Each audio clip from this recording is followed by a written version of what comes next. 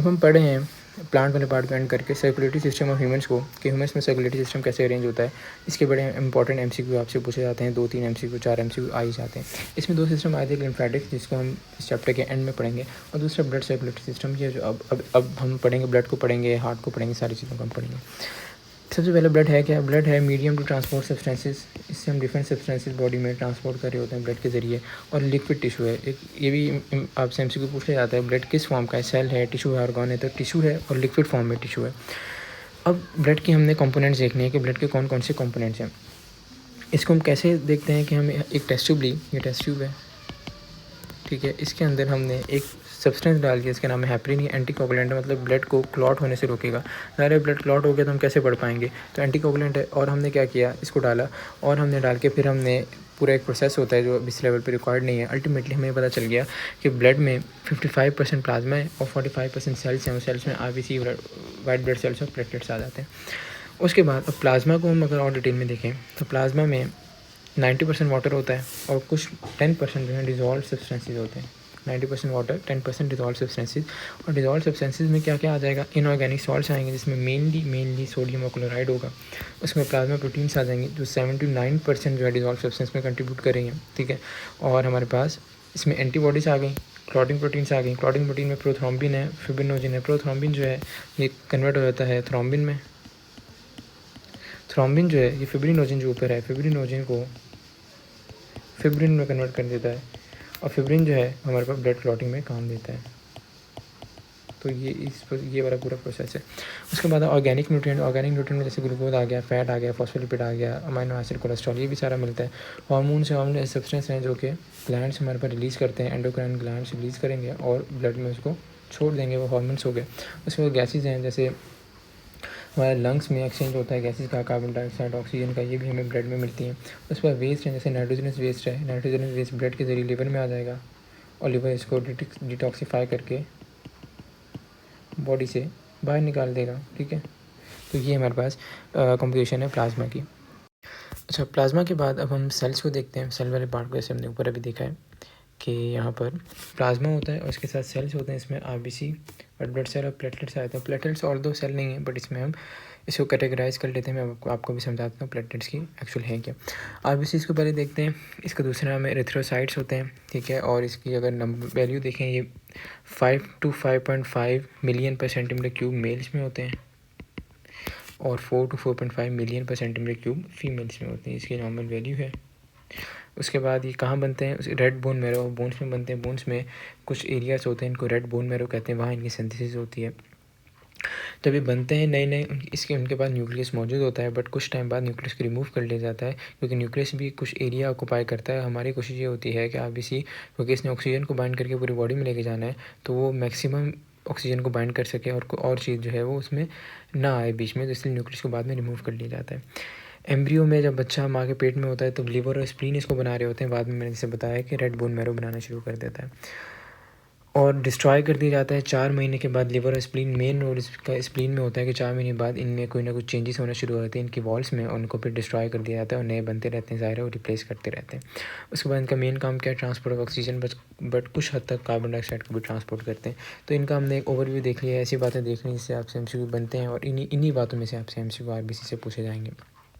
उसके बाद white blood cell है, दूसरा नाम इसके ल्यूकोसाइट्स कहते हैं। कलरलेस होते हैं। नॉर्मल वैल्यू जो है वो 7000 to 8000 पर सेंटीमीटर क्यूब होती है, ठीक है। अब इसके अंदर दो होते हैं, ग्रेनुलोसाइट और ए ग्रेनुलोसाइट। ग्रेनुलोसाइट का मतलब है कुछ जो है वो दाने दाने ऐसे स्ट्रक्चर होगा ग्रेनुलोसाइट का। ए ग्रेनुलोसाइट मतलब ऐसे स्ट्रक्चर नहीं मिलेगा।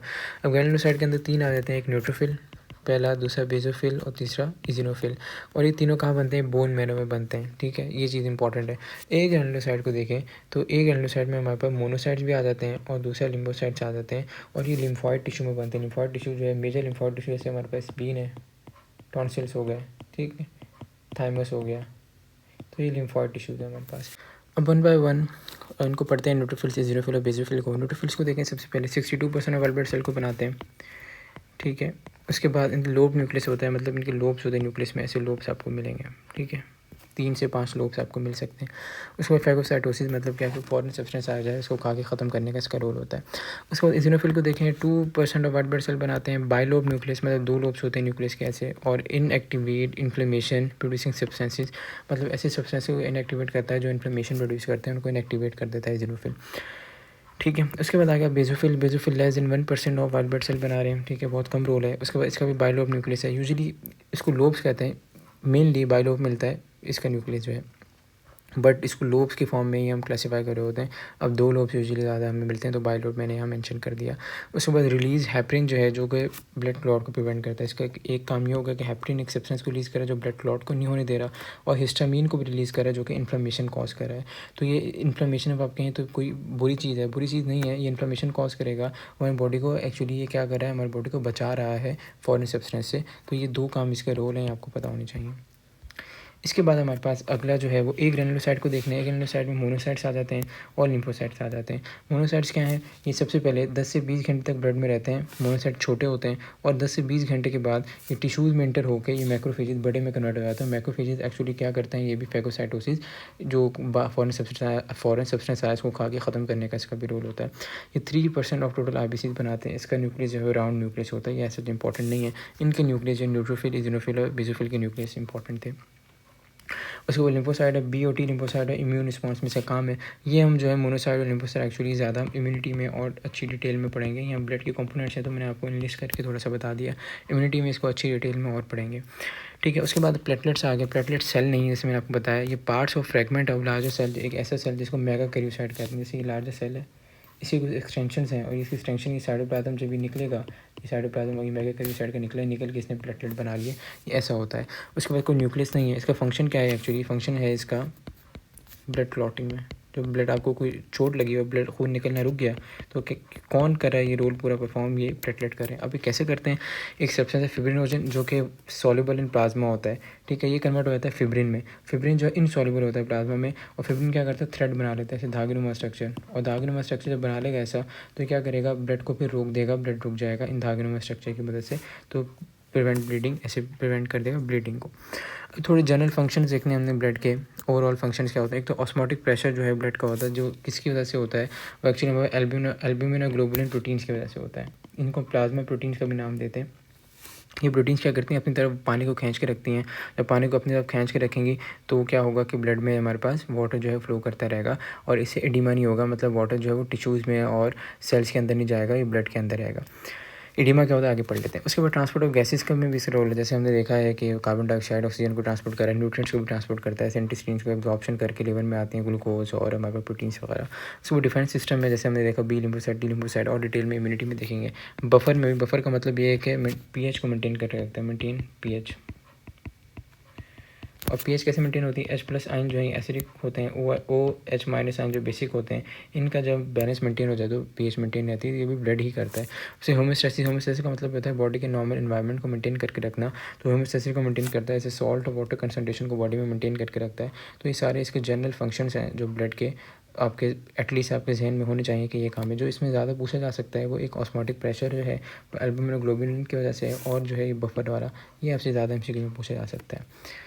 उसके बाद कुछ ब्लड डिसऑर्डर्स हमने देखने, कुछ यहाँ देखेंगे, कुछ जो है वो हम कुछ वीडियोस बाद, एक वीडियो छोड़ के या 2 वीडियोस छोड़ के वो हम कुछ वहाँ देखेंगे। तो हमने थोड़ा ब्लड डिसऑर्डर्स को ऐसे हमने डिवाइड कर लिया। तो ऑल्दो डिसऑर्डर डायरेक्टली सिलेबस में लिखे नहीं होते, बट जिस चैप्टर से रिलेटेड डिसऑर्डर्स होते हैं, चैप्टर मेंशन होता है, वो चैप्टर से डिसऑर्डर पूछ लिए जाते हैं। तो इसलिए आपको पता होनी चाहिए, एक तो आप यही समझें कि आपका सिलेबस का पार्ट है। सबसे पहले हम देखने leukaemia. Leukaemia actually blood cancer को ल्यूकीमिया का नाम देते हैं। अब कैंसर क्या होता है, अनकंट्रोल सेल डिवीजन हो जाए, मतलब सेल डिवाइड करते रहें, कोई कंट्रोल ना हो उन पर, वो इसको हम कैंसर कह देते हैं। तो अनकंट्रोल सेल डिवीजन हो जाए किसकी, वाइट ब्लड सेल्स की, वो तो ये कहलाएगा फिर ल्यूकीमिया। उसके बाद क्यों होगा, इसलिए होगा म्यूटेशन का मतलब है कि जेनेटिक मटेरियल चेंज हो जाए। म्यूटेशन किस में हो जाए, माइलोजेनस सेल्स में या लिम्फोजेनस सेल में। माइलोजेनस सेल है बोन मैरो की तरह, आपको पता है बोन मैरो में ही क्या प्रोड्यूस होता है, हमारे पास वाइट ब्लड सेल प्रोड्यूस होंगे, या लिम्फॉइड टिश्यूज़ में कहाँ प्रोड्यूस होंगे, वाइट ब्लड सेल प्रोड्यूस होंगे। ऊपर हमने देखी ये चीज़। तो लिम्फोजेनस सेल या माइलोजेनस सेल्स में, इन दोनों में म्यूटेशन हो जाता है, इसके बाद से हमारे पास इसका कैंसर हो सकता है, अनकंट्रोल सेल डिवीजन स्टार्ट हो जाए। अब मसला क्या होगा, जब माइलोजेनस सेल्स में अनकंट्रोल सेल डिवीजन स्टार्ट हो जाए तो माइलोजेनस सेल निकलेंगे वहाँ से बोन मैरो से निकल किसी और बॉडी पार्ट में कहीं भी चले जाएंगे, वहाँ भी ग्रो करने लग जाएंगे। तो जो ब्लड सेल है वो एक्चुअली से बोन मैरो में रिस्ट्रिक्ट नहीं रहा उसका बनना जो है ब्लड के किसी और पार्ट में भी शुरू हो जाएगा, तो ऐसे जो सेल डिवीजन है वो अनकंट्रोल हो जाएगी और जो है हमारे पास अल्टीमेटली ल्यूकीमिया, ब्लड कैंसर हो जाएगा। दूसरी कंडीशन है थैलेसीमिया। थैलेसीमिया को हम कुलीज एनीमिया भी का भी नाम देते हैं। ये क्या है एक्चुअली, ये जेनेटिकली ट्रांसमिटेड डिजीज़ है। इसके अंदर जो हीमोग्लोबिन का स्ट्रक्चर है वो एबनॉर्मल हो जाता है। जो नॉर्मल हीमोग्लोबिन होता है उसके अंदर, यहाँ मैंने मेंशन किया है, उसके अंदर 2 अल्फा चेन्स होती हैं, 2 बीटा चेन्स होती हैं। जब बच्चा माँ के पेट में होता है इसको फीटल हीमोग्लोबिन कहते हैं, उसमें एफ चेन होती है। एफ चेन जो है एक सिंप्लीफाई कर दिया इन्होंने। एफ चेन को थोड़ा और स्पेसिफिक होकर देखें तो इसके अंदर 2 अल्फा चेन्स और 2 गामा चेन्स होती हैं फीटल हीमोग्लोबिन में, ठीक है। तो अब होता क्या है कि यहाँ पर इसकी डिफरेंट टाइप्स होती हैं, अल्फ़ा और बीटा। जितना मैं आपको यहाँ बता रहा हूँ आपके लेवल पे इतना ही रिक्वायर्ड है। तो इसमें क्या होगा कि बीटा चेन जो है वो नहीं आ पाएंगे। अब यहाँ देखें, जो हीमोग्लोबिन बड़ों का है उसके अंदर क्या, पहले बच्चों का देखते हैं, बच्चों के अंदर 2 अल्फ़ा और 2 बीटा चेन्स हैं। तो बड़ों का हीमोग्लोबिन इसमें 2 अल्फ़ा और 2 बीटा चेन्स हैं, और बच्चों का तो 2 अल्फ़ा 2 गामा चेन्स हैं, ठीक है। तो अब हुआ क्या कि जो हमारे पास बच्चों का जो अल्फ़ा चेन तो सेम आ रही है, ठीक है। जो यहाँ पर क्या है, गामा चेन है, बीटा चेन है। तो गामा चेन को मतलब ये है कि बाद में बीटा चेन में कन्वर्ट करना पड़ेगा, तो ये नहीं हो पाती। तो जो हम जो कह रहे हैं एफ हीमोग्लोबिन है, एफ चेन जो है ये रह जाती हैं। और इसमें क्या होगा कि बीटा चेन नहीं आएंगी, नो बीटा चेन्स होती हैं। और इसमें क्या होगा आगे फिर माइक्रोसाइट होंगे, मतलब क्या कि सेल्स जो हैं, ब्लड सेल्स जो हैं छोटे छोटे होंगे, क्योंकि उनकी प्रॉपर फॉर्मेशन नहीं हो पा रही। और इसमें जो माइक्रोसाइट होंगे, अब मैंने आपको ऊपर भी बताया था कि ब्लड सेल जो है 120 दिन के बाद स्प्लीन और लिवर डिस्ट्रॉय कर देता है, मेजरली स्प्लीन करता है। तो इसमें क्या होगा कि जब स्प्लीन देखेगा कि माइक्रोसाइट हैं, छोटे सेल्स हैं, तो देखेगा ये एबनॉर्मल सेल है, तो इनको डिस्ट्रॉय करना है, तो स्प्लीन इनको फ़ौरन डिस्ट्रॉय करने लग जाएगा। तो स्प्लीन का काम बहुत ज़्यादा बढ़ जाएगा। सारे ही माइक्रोसाइट आ रहे हैं तो सबको डिस्ट्रॉय करने लग जाएगा, तो स्प्लीनोमेगाली हो जाएगी, स्प्लीन का काम बढ़ जाएगा और स्प्लीन इलाज हो जाएगी। इसको नाम देने स्प्लीनोमेगाली का। अब ब्लड रिप्लेसमेंट हमें करनी पड़ेगी रेगुलरली नॉर्मल ब्लड से। अब ये ज़ाहिर है वो कंडीशन के ऊपर देखते हैं, एक वीकली करनी पड़ती है, मंथली करनी पड़ती है, उस हिसाब से वो तो कंडीशन पर डिपेंड करेगा। बट ब्लड रिप्लेसमेंट रेगुलरली करनी पड़ जाती है। और बोन मैरो ट्रांसप्लांट जो है, जो एक्सपेंसिव प्रोसीजर है, वो अगर कर लें तो काफ़ी हद तक जो है वो बच्चों की लाइफ एक्सपेक्टेंसी बढ़ जाती है। बट इनकी लाइफ नॉर्मल बच्चों से लाइफ कम ही होती है। एक और कंडीशन देखते हैं, एडीमा। एडीमा क्या है, presence of extra fluid in body tissues, मतलब बॉडी टिश्यूज़ में हमें एक्स्ट्रा फ्लूइड जो है मिलने लग जाए, उसको हम नाम दे देंगे एडीमा का। अब एडीमा इंटरसेलुलर भी होगा, मतलब ये अगर सेल्स में बनाऊँ तो सेल्स के अंदर हमें ज़्यादा फ्लूइड मिलने लग जाए तो हम क्या कहेंगे, इंटरसेलुलर है। और अगर हम कहें कि एक्स्ट्रा सेलुलर का मतलब है सेल्स के बाहर, या सेल्स के बाहर जितना भी एरिया ज़्यादा फ्लूइड हमें मिलने लग जाए तो हम इसको कह देंगे क्या है, ये हमारे पास एक्स्ट्रा सेलुलर है। तो 2 तरह के एडीमा होते हैं, दोनों के अलग अलग कॉजेज़ होते हैं। But I don't think so कि इस लेवल पे आपके लिए रिक्वायर्ड, आपकी बुक्स में थोड़ा बहुत मेंशन है, बट ये आपके लिए ऐसे रिक्वायर्ड नहीं कि एमसीक्यू में आपको इतना पूछा जाए। बस ये ध्यान में रखें कि सेल के अंदर होगा तो इंटरसेलुलर एडीमा कह देंगे, सेल के बाहर होगा तो एक्स्ट्रा सेलुलर एडीमा कह देंगे। जो आपसे ज़्यादा पूछा जा सकता है वो ये है कि प्रेजेंस ऑफ एक्स्ट्रा फ्लूइड, ज़्यादा फ्लूइड बॉडी टिश्यूज में, इस टाइम को कहते क्या है, तो इस टाइम को एडीमा कहते हैं। एडीमा ऐसे भी लिख सकते हैं जो मैंने मेंशन किया है, या ऐसे भी लिखा हो सकता है, ठीक है। तो ये हमारे पास 3 कंडीशंस हो गई। इसके बाद हमारा अगला टॉपिक आ जाता है हार्ट का। हार्ट को हमने डिटेल में पढ़ना है कि हार्ट एक्चुअली है क्या, वॉल्स ऑफ हार्ट में क्या क्या आ जाता है, और हार्ट के कुछ साइकिल्स हैं कि हार्ट जो है से कैसे पंप करता है ब्लड को, ये सारी चीज़ें हम हार्ट में पढ़ेंगे। अच्छा, हार्ट है क्या, सबसे पहले ये ब्लड को रिसीव करता है और फिर ब्लड को पंप करता है ऑल ओवर द बॉडी। उसके बाद ये कहाँ होगा, लोकेशन है चेस्ट कैविटी में होगा, इसको हम दूसरा नाम थोरेसिक कैविटी भी कह देते हैं, ठीक है। और मिड लेफ्ट मतलब लेफ़्ट साइड पे होता है, और जो है वेंट्रल साइड का मतलब है कि आगे की तरफ होगा। उसके बाद हार्ट के अराउंड कुछ लेयर्स होती हैं। अगर मैं हार्ट को ऐसा बनाऊँ जैसे हम यूजुअली बना रहे होते हैं, और तो ऐसा नहीं होता, हम ऐसे बनाते हैं, इसके अराउंड जो है 2 लेयर्स होती हैं। कि एक लेयर मैंने बना दी और ये मैंने दूसरी लेयर बना दी, ठीक है। इन लेयर्स को हम कह देते हैं कि ये पेरिकार्डियम है, डबल मेम्ब्रेन से आएगा पेरिकार्डियम। जो अंदर वाली लेयर है इसको हम नाम देते हैं कि ये विसरल लेयर, बाहर वाली को नाम दे देते हैं पैराइटल लेयर, ठीक है। अब 2 लेयर हैं, visceral layer, parietal layer. In layer के अंदर जो है ये है आपके पास पेरिकार्डियल कैविटी, ठीक है।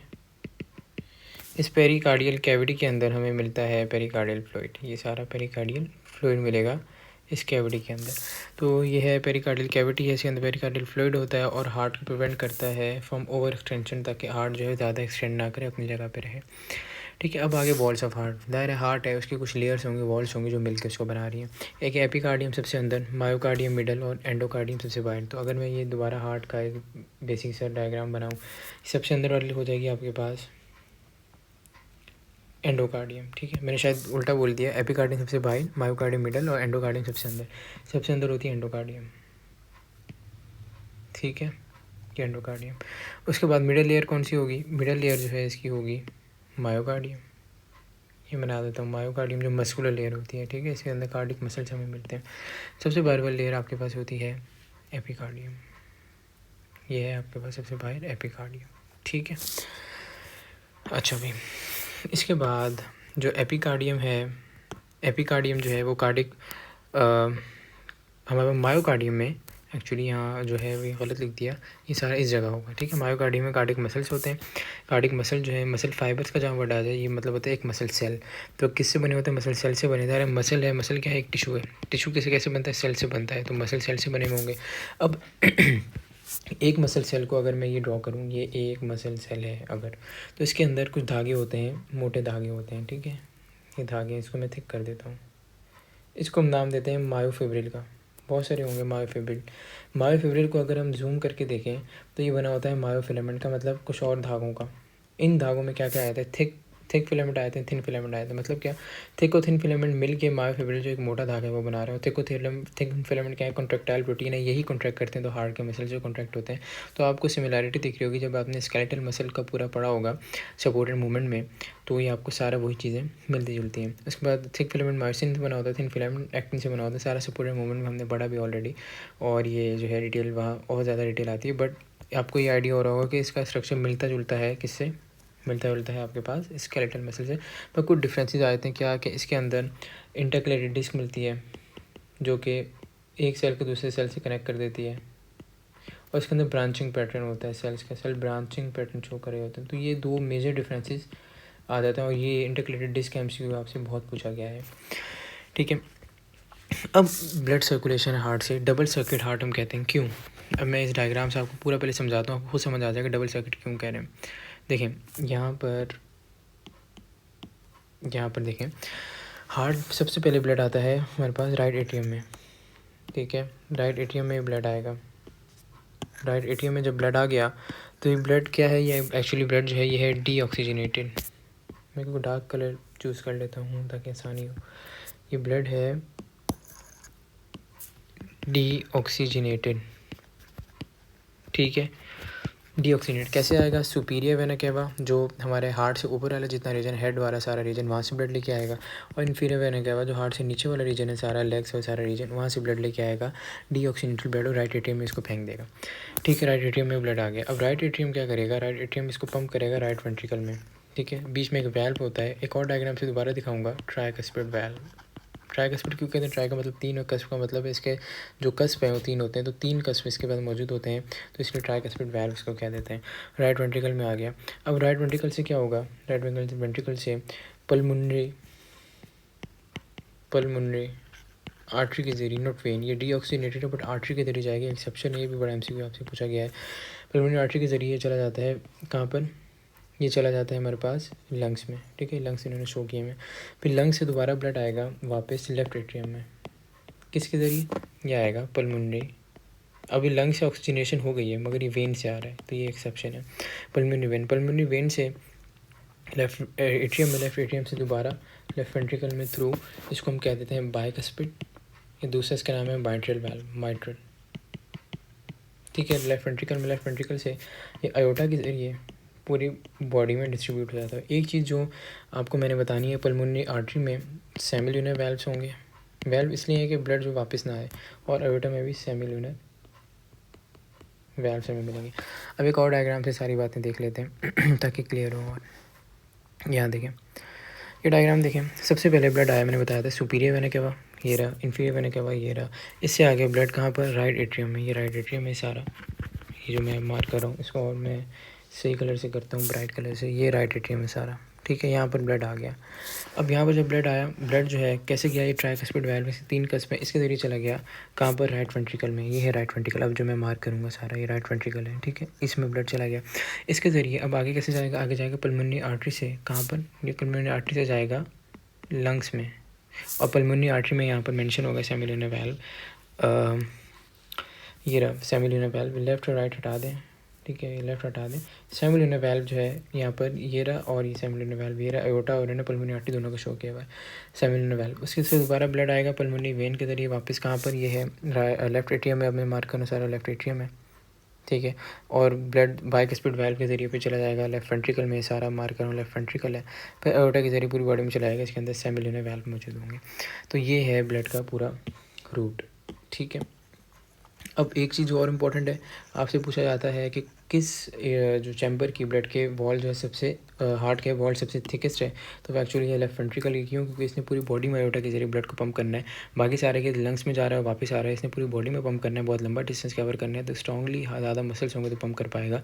तो लेफ्ट एट्रियम की वैल्व जो है वॉल जो है वो थिकेस्ट होती है। ये एक इंपॉर्टेंट MCQ हो गया। उसके बाद एक दो चीज़ें और है, मैं आपको यहीं डायग्राम के जरिए बता देता हूँ।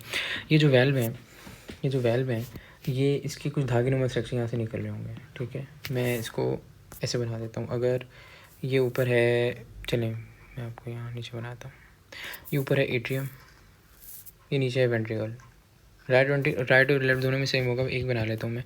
ये एट्रियम है, ये है वेंट्रिकल, ठीक है। यहाँ पर वैल्व मौजूद होता है बीच में, बाइस्पिड और ट्राइस्पिड जो भी हो। तो मैं वैल्व को, ये मैं शो कर दिया वैल्व को। तो वैल्व जो है ये कनेक्टेड होता है, वैल्व ये ऐसे कुछ धागे नुमा स्ट्रक्चर होगा जिसको हम क्या क्या नाम देंगे, कॉर्डाई टेंडिनाई। कॉर्डाई टेंडिनाई धागे नुमा स्ट्रक्चर मसल से नीचे कनेक्ट होंगे। ये मसल है, ये नीचे मसल है, जिसको हम नाम दे देंगे पेपलरी मसल्स का, पेपलरी मसल। तो अब फंक्शन कैसे करेगा? तो अगर तो वैल्व को खुलना होगा, बंद होना होगा, तो ये पेपलरी मसल क्या करेंगे, कॉन्ट्रैक्ट करेंगे, रिलैक्स करेंगे, ताकि वैल्व जो है वन वे खुले, मतलब ब्लड जो राइट एट्रियम से राइट वेंट्रिकल में आए इस डायरेक्शन में, बस वेंट्रिकल से बाहर एट्रियम में ना जा पाए। तो ये जो पेपलरी मसल और कॉर्डाई टेंडिनाई का मेन रोल ये है, ठीक है। ये चीज़ इंपॉर्टेंट थी, ये चीज़ हो गई। उसके बाद हमने ये भी देखा डबल सर्किट है। डबल सर्किट इसलिए एक बार लंग्स में जा रहा है, पूरी बॉडी में जा रहा है, इसलिए डबल सर्किट कह रहे हैं। उसके बाद जो हार्ट की जो नर्व सप्लाई वो है control under autonomic nervous system. Autonomic nervous system आपको पता है सिंपैथेटिक नर्वस सिस्टम भी आ जाता है और पैरासिम्पैथेटिक नर्वस सिस्टम भी आ जाता है, ठीक है। एक चीज़ मुझे और बतानी है, हार्ट के अंदर आप ब्लड तो बहुत मौजूद है, बट हार्ट ये ब्लड अपने न्यूट्रिशन रिक्वायरमेंट को पूरा करने के लिए यूज़ नहीं करता। तो हार्ट को होती हैं कोरोनरी आर्टरीज़, जो ब्लड हार्ट के अपने मसल को सप्लाई कर रही होती हैं। तो ये अगर कॉन्सेप्ट किसी के जहन में हो कि हार्ट के अंदर इतना ब्लड है तो यूज़ कर लेगा, ऐसा नहीं होता। कोरोनरी आर्टरीज अलग से आर्टरी हार्ट के लिए वो सप्लाई करती हैं। तो ये जो चीज़ें छोटी छोटी, ये सारी MCQ के अलग अलग पॉइंट है। अब हमने देखना है कार्डिक साइकिल। कार्डिक साइकिल क्या होता है? देखिए, साइकिल एक ऐसी चीज़ है जो रोटेट करती है, घूम के दोबारा वहीं आ जाती है जहाँ से स्टार्ट हुई थी। तो ये है sequence of events which take place during completion of one heart beat. एक हार्ट बीट में, मतलब हार्ट बीट का मतलब क्या है कि इसके अंदर आ जाएगी सिस्टोल। मैं बताता हूँ सिस्टोल और डायस्टोल क्या होता है। और डायस्टोल क्या है कि हार्ट कर रहा है रिलैक्स, सिस्टोल क्या हार्ट कर रहा है कॉन्ट्रैक्ट। तो ये कॉन्ट्रैक्शन और रिलैक्सेशन को हम नाम दे देते हैं एक हार्ट बीट का। तो ये सीक्वेंस ऑफ इवेंट्स हैं जो कंप्लीशन करा रहे हैं एक हार्ट बीट के, उसको हम नाम देते हैं कार्डिक साइकिल का। अब इसमें स्टेजेस हैं क्या कि डायस्टोल और सिस्टोल। डायस्टोल क्या है? रिलैक्सेशन। इसका वैसे याद रख सकते हैं जैसे मैंने भी याद रखा था अपने टाइम पे कि DR से डॉक्टर होता है, तो डायस्टोल और रिलैक्सेशन। तो DR से आप याद रख लेंगे। उसके बाद जब रिलैक्सेशन होगी, ठीक है, ये वाली डायग्राम पे दोबारा मैं आपको लेके चलता हूँ। जब हार्ट रिलैक्स करेगा, जब रिलैक्सेशन होगी, तो यहाँ से सुपीरियर वेना केवा से इन्फीरियर वेना केवा से ब्लड जो है वो राइट एट्रियम में जमा होना शुरू हो जाएगा। ऐसे ही पल्मोनरी वेन से ब्लड जो है वो लेफ्ट एट्रियम में जमा होना शुरू हो जाएगा। तो रिलैक्सेशन है कि कॉन्ट्रैक्शन नहीं हो रही है, अभी ब्लड जमा हो रहा है। जब ब्लड जमा होगा तो वो ब्लड इंटर एट्रियम ने लिखा है, और ब्लड एट्रियम में जब इंटर होगा तो एट्रिया क्या करेंगे, एट्रिया का साइज़ बढ़ेगा, ज़ाहिर है ब्लड इंटर हो रहा है, और वो साइज़ क्या जनरेट करेगा, वो साइज़ प्रेशर जनरेट करेगा, जिससे फिर ब्लड को आगे पंप किया जाएगा, ठीक है। ये तो हो गया आपका डायस्टोल।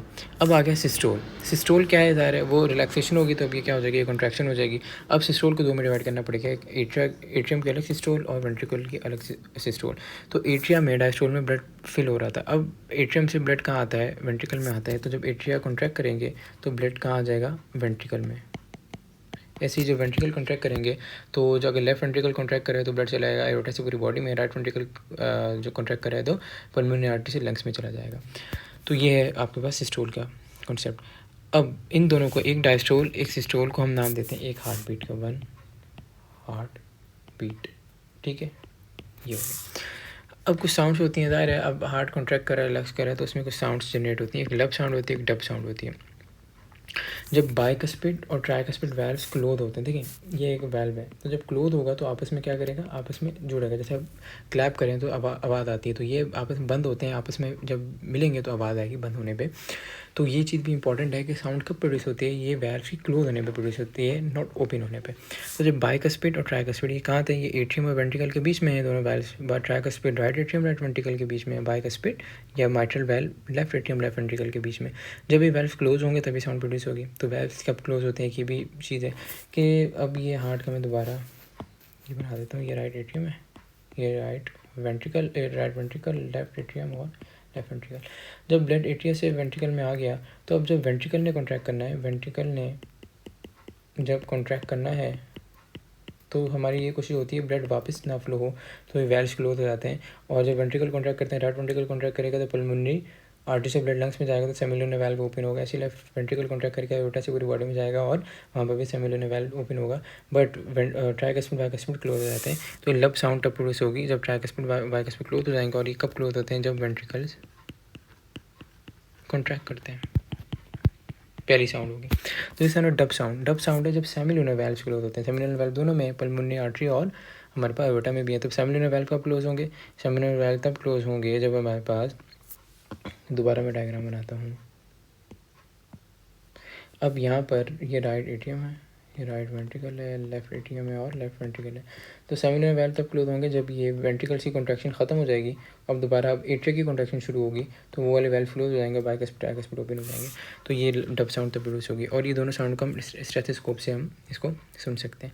अब एक हार्ट बीट दो ऊपर में आपको कौन सा बता रहे थे आगे, एक डायस्टोल एक सिस्टोल को कलेक्टिवली हार्ट बीट कहते हैं। और 0.8 सेकंड होती है, आई थिंक 3 से 4 मतलब आपसे पूछा गया है, बड़ा ईजी सा MCQ है। उसके बाद 72 टाइम्स पर मिनट होती है, ये भी आपसे MCQ पूछा जा सकता है। मुझे एग्जैक्ट याद नहीं आ रहा है, इस ईयर में पूछा है नहीं, बट ये MCQ भी इंपॉर्टेंट है।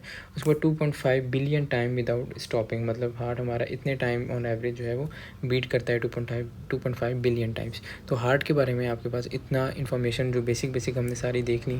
कार्डिक साइकिल क्या है, साउंड्स कौन सी हैं, हार्ट का स्ट्रक्चर क्या है, ये सारी चीज़ें हम देख चुके हैं। अच्छा, अब तक हम हार्ट की बेसिक सारी बातें देख चुके हैं। अब हमने देखना है हार्ट जो है वो कॉन्ट्रैक्ट कैसे करता है। अब तक हम देख चुके हैं हार्ट के सारे बेसिक स्ट्रक्चर, उसकी सारी जो साउंड्स थी, ये सारी चीज़ें।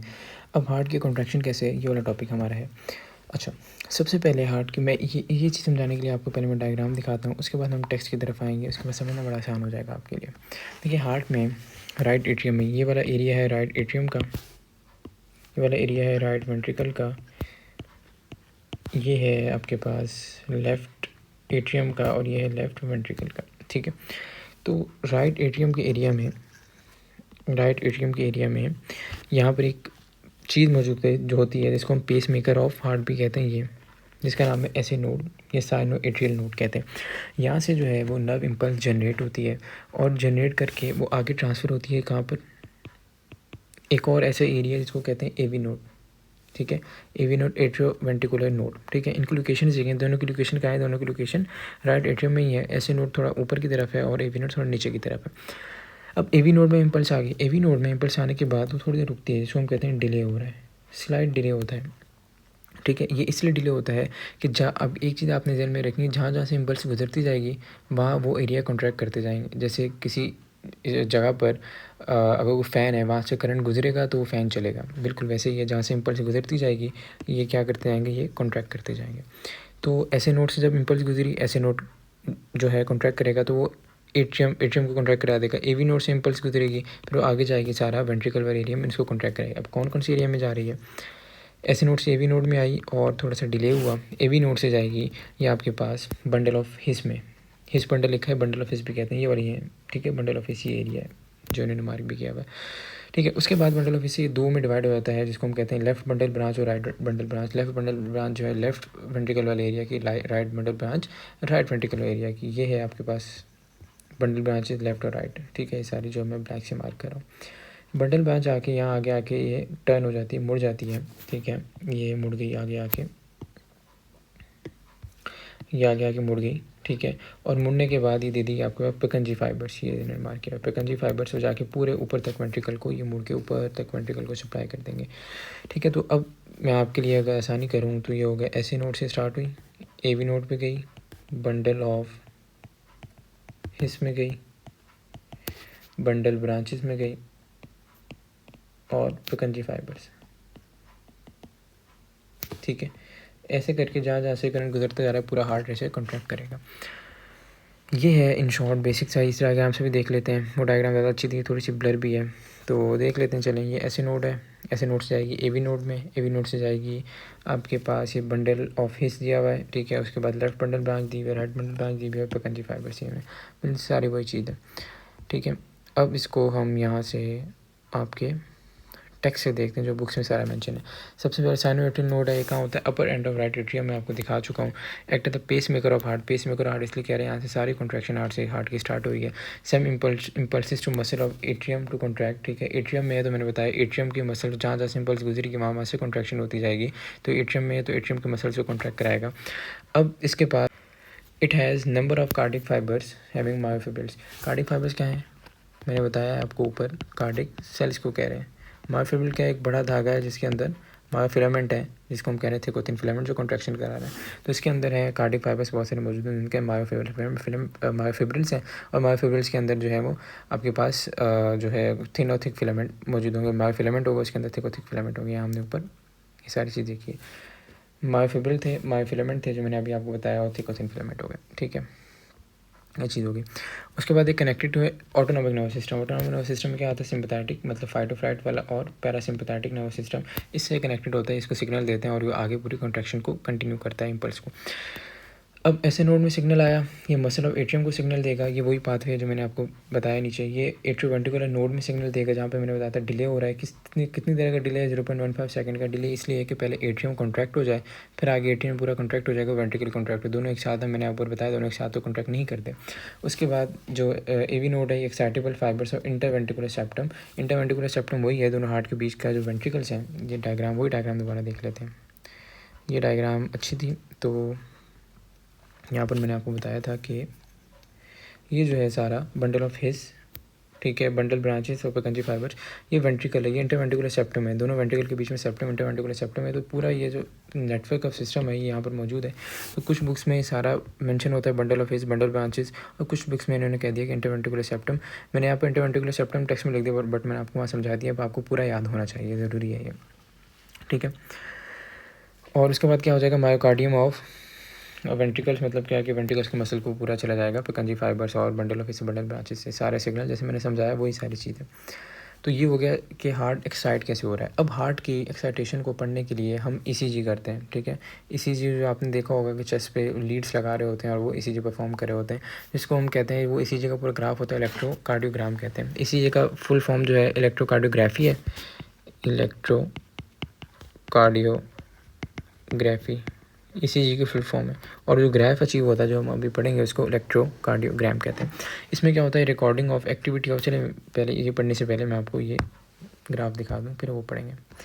अच्छा भाई, सबसे पहले क्या है कि जब हम पढ़ते हैं ये नॉर्मल है। अब नॉर्मलिटी आ रही है इस लेवल पर आपको रिकॉर्ड नहीं है, बट ये नॉर्मल ग्राफ है। इसमें सबसे पहले क्या पढ़े हम? सबसे पहले पढ़े हैं कि यहाँ से ये लाइन उन्हें फ्लैट शो की हुई है। उसके बाद ये जो आ रही है ऊपर लाइन, कलर चेंज कर लेता हूँ, ये जो ऊपर लाइन ऐसे आ रही है इसको हम नाम देते हैं पी वेव का। वेव्स की फॉर्म में तो नाम इसको दे रहे हैं पी वेव का। तो पी वेव क्या शो कर रहा है? ये पी वेव शो करता है एक्चुअली एट्रियम की कॉन्ट्रैक्शन। ठीक है, पी वेव शो कर रहा है एट्रियम की कॉन्ट्रैक्शन, पहली चीज़ हो गई। ठीक है, अगली चीज़ ये है कि यहाँ पर आ रहा है डिले, जो मैंने बताया था कि कहाँ एवी नोड पर डिले आता है, कितना है? 0.15 सेकंड का। तो ये जो फ्लैट लाइन है शो करिए डिले को, ये वाली फ्लैट लाइन। ठीक है, ये वाली चीज़ भी क्लियर होगी, वो हमने टेक्स्ट पढ़ा था, अब आपके लिए समझना आसान हो जाएगा। उसके बाद ये जो है QRS कॉम्प्लेक्स, इसको हम कहते हैं QRS कॉम्प्लेक्स, ये मेंशन भी है QRS कॉम्प्लेक्स। इसके बारे में आपने क्या याद रखना है कि वेंट्रिकल्स की कॉन्ट्रैक्शन को शो करता है QRS कॉम्प्लेक्स। इतनी चीज़ आपके जहन में होनी चाहिए। QRS कॉम्प्लेक्स क्या शो कर रहा है? वेंट्रिकल्स की कॉन्ट्रैक्शन, और ये इतना बड़ा है क्योंकि वेंट्रिकल्स आपको पता है ज़्यादा फोर्स से कॉन्ट्रैक्ट करते हैं, क्योंकि लेफ्ट वेंट्रिकल ने तो पूरी बॉडी में ब्लड भेजना है, राइट वेंट्रिकल ने भी लंग्स में भेजना है, तो फोर्स से कॉन्ट्रैक्ट करते हैं, इसलिए इनकी जो स्ट्रेंथ है वो ज़्यादा है और ज़्यादा हाई वेव से भी शो इसको किया हुआ है। ये चीज़ हो गई। उसके बाद ये आपने एक और वेव का पता होना चाहिए, टी वेव। जब एक कॉन्ट्रैक्शन होगी, पहले एट्रिया कॉन्ट्रैक्ट किए, उसके बाद वेंट्रिकल कॉन्ट्रैक्ट किए, अब हार्ट रिलैक्स हो रहेगा थोड़ा सा, बहुत माइनर टाइम के लिए, इसके बाद दोबारा एट्रिया कॉन्ट्रैक्ट करेंगे, दोबारा वेंट्रिकल कॉन्ट्रैक्ट करेंगे। टी वेव शो कर रहा है रिलैक्सेशन ऑफ हार्ट को। ये आप फिलहाल आपके लेवल के नहीं छोड़ दें। तो ये इतनी चीज़ आपको पता होनी चाहिए। अब मैं पूरा ना मिटा के आपको यहाँ समराइज़ कर दूँगी कि इससे डायरेक्ट क्वेश्चन पिक होगा। पी वेव क्या कर रहा था, एट्रिया की कॉन्ट्रैक्शन, ठीक है। क्यू आर एस कॉम्प्लेक्स क्या कर रहा है, वेंट्रिकल की कॉन्ट्रैक्शन, ठीक है। टी वेव क्या कर रहा है, रिलैक्सेशन ऑफ हार्ट, ताकि उसके बाद फिर अगली हार्ट बीट शुरू। और ये छोटी फ्लैट लाइन थी, ये क्या शो कर रहा है, ये फ्लैट लाइन शो करिए आपका माइनर डिले, ठीक है। अब यहाँ पढ़ लेते हैं क्या है, रिकॉर्डिंग ऑफ एक्टिविटी है of ECG machine known as electrocardiogram. बता चुका हूँ मैं, इलेक्ट्रिकल करंट जो है स्प्रेड करते थ्रू टिश्यू अराउंड हार्ट, हम पूरा ऊपर पढ़ चुके हैं कैसे स्प्रेड करा है। जो स्मॉल स्प्रेड जो है वो सरफेस ऑफ हार्ट पे होता है। आपको पता है जैसे अगर किसी को करंट लगे, अगर वो बंदा उस बंदे को बचाने के लिए हाथ लगा तो उसको भी करंट लग जाता है, क्योंकि करंट जो है हमारी बॉडी से फ्लो करता है। तो जो हार्ट में ये जो एक्चुअली जो इम्पल्सिस हैं ये भी करंट की तरह ही हैं। तो करंट जो एक्चुअली हो तो हार्ट में जनरेट है, बट थोड़ा सा माइनर स्प्रेड करता है हमारे सरफेस ऊपर, जो स्किन की सरफेस है इतना माइनर होता है, हम अगर हाथ भी लगाएं तो हमें फील नहीं होगा। तो वो जो इतना माइनर होता है वो मशीन्स फिर वो उसको कर लेती हैं डिटेक्ट, और उससे वो पूरा ग्राफ जनरेट कर लेते हैं, जो हमने अभी पढ़ा है। कैसे करते हैं, इलेक्ट्रोड्स हम प्लेस करते हैं स्किन के ऊपर, जो हार्ट के अराउंड जो स्किन है, इलेक्ट्रिकल इम्पल्सिस जो है वो जनरेट होते हैं, हम रिकॉर्ड कर लेते हैं। अब मैंने आपको ये तो सिंपलीफाइड वर्जन दिखाया था जो आपकी लेवल का भी है, बट आप कहें हमने तो कभी देखी है किसी की ईसीजी, वो तो ग्राफ में होती है। तो मैंने आपको ये ग्राफ मैंने शो कर देता हूँ, जैसे ग्राफ्स होते हैं इसमें ईसीजी होती है, ठीक है। मैंने इसलिए डायग्राम अटैच किया और कोई पर्पज़ नहीं है। इसको भी देख लेते हैं दोबारा रिकॉल करने के लिए। पी वेव क्या शो कर रहा है, एट्रिया की कॉन्ट्रैक्शन, ठीक है। ये स्मॉल फ्लैट लाइन क्या शो करिए, डिले 0.15 सेकंड का है। क्यू आर एस कॉम्प्लेक्स क्या शो कर रहा है, ये आपके पास वेंट्रिकल की contraction, T wave relaxation of heart, ठीक है। तो आई होप से अब ये चीज़ क्लियर होगी ईसीजी वाली। अब एक चीज़ होती है आर्टिफिशियल पेसमेकर। देखिए, एक तो हमने पढ़ा है कि एवी नोड क्या है, पेस मेकर है। अब आर्टिफिशियल पेस मेकर ये वर्ड इंडिकेट करा है कि ये आर्टिफिशियल चीज़ होगी जो हम किसकी जगह लगा देंगे, या तो ऐसे नोड में मसला होगा या एवी नोड के कंडक्शन में, मतलब एवी नोड आगे लेके आगे पूरा कंडक्ट कर रहा है ना, bundle of his bundle branches और पैकंजी में, तो वहाँ पर मसला होगा। तो ये आर्टिफिशियल पेस मेकर हम लगा देंगे मसला सॉल्व करने के लिए। तो या तो ऐसे नोड प्रॉब्लम है, या तो हमारे पास कंडक्शन प्रॉब्लम है, ठीक है। मैं लिख देता हूँ, कंडक्शन प्रॉब्लम लिख देता हूँ सिंप्लीफाई करने के लिए, कंडक्शन प्रॉब्लम। अब एक ये सवाल हो सकता है कि लगाएंगे कहाँ, तो अब लोकेशन डिपेंड करेगी, या तो ऐसे नोड में मसला है या एवी नोड में कंडक्शन में मसला है। अगर तो ऐसे नोड में मसला है तो ऐसे नोड की जगह लगा देंगे। अगर एवी नोड में कंडक्शन में मसला है तो वेंट्रिकल से थोड़ा ऊपर लगाएंगे ताकि वो कंडक्शन सही हो जाए, और उसकी हम वेव को बिल्कुल मिला देंगे उसके साथ, ऐसे नोड के साथ मिला देंगे, ताकि ऐसे नोड से आगे ये जो हम, ये तो आर्टिफिशियल चीज़ है ना, नेचुरल तो नेचुरल होता है। अब आर्टिफिशियल चीज़ को हम लगा रहे हैं और ऐसे नोड के साथ उसको बिल्कुल सिंक्रनाइज़ कर रहे हैं ताकि उसकी वेव और इसकी वेव आगे प्रॉपर कंटिन्यू होती रहे, ठीक है। आर्टिफिशियल पेसमेकर कोई एमसीक्यू पूछा गया तो आपसे मैक्सिमम ये पूछा जा सकता है आर्टिफिशियल पेसमेकर कब यूज़ करेंगे, होता क्या है, बहुत सिंप्लीफाई, और ऐसे जिसके एमसीक्यू नहीं पूछे जाते। अब आगे ब्लू बेबीज़, इसके एमसीक्यू आपसे आते हैं। ब्लू बेबी होते क्या है कि भाई इनमें ऑक्सीजनेटेड और डीऑक्सीजनेटेड ब्लड जो है वो मिक्स हो जाए। जब डीऑक्सीजनेटेड ब्लड हमारे पूरी बॉडी में जाएगा तो स्किन का कलर ब्लू हो जाएगा, इसको हम कहते हैं ब्लू बेबीज़, और इसको हम कहते हैं सियानोसिस हो गया है इस कंडीशन को। इसके डायग्राम मैंने अटैच कर दिया, डायग्राम देख लें बच्चे, ऐसे दिखते हैं ब्लू जैसे ये इसके यहाँ पर सारा दिख रहा है आपको, ठीक है। अब इसका कंटेंट देख लेते हैं, इसके कॉजेज़ क्या है, तो failure of inter arterial foramen to close. अब ये वाली चीज़ें मुझे आपको थोड़ी सी समझानी है। देखिए, ये है हमारे पास हार्ट, ये है हार्ट, ठीक है। ये है right atrium, right ventricle, left atrium, left ventricle. अब राइट एट्रियम और राइट वेंट्रिकल जो है इसके बीच में जब बच्चा माँ के पेट में होता है तो क्या होता है, यहाँ पर एक छोटा सा गैप मौजूद होता है, क्योंकि बच्चे के लंग्स जो है, जब बच्चा माँ के पेट में उसके लंग्स काम नहीं कर रहे होते तो ब्लड जो है लंग्स में नहीं जाता, वो ब्लड राइट एट्रियम से डायरेक्ट कहाँ चला जाता है, लेफ्ट एट्रियम में। और इसको जो छोटा छोटा सा गैप है इसको हम नाम देते हैं इंटर आर्टीरियल फोरामेन। ये इंटर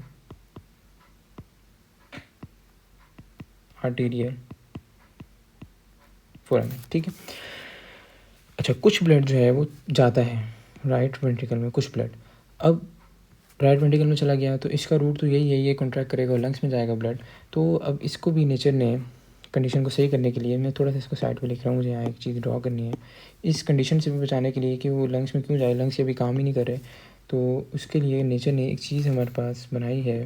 पहले ये राइट, ये मैं लिख लूँ, इंटर आर्टीरियल फोरामेन, ठीक है।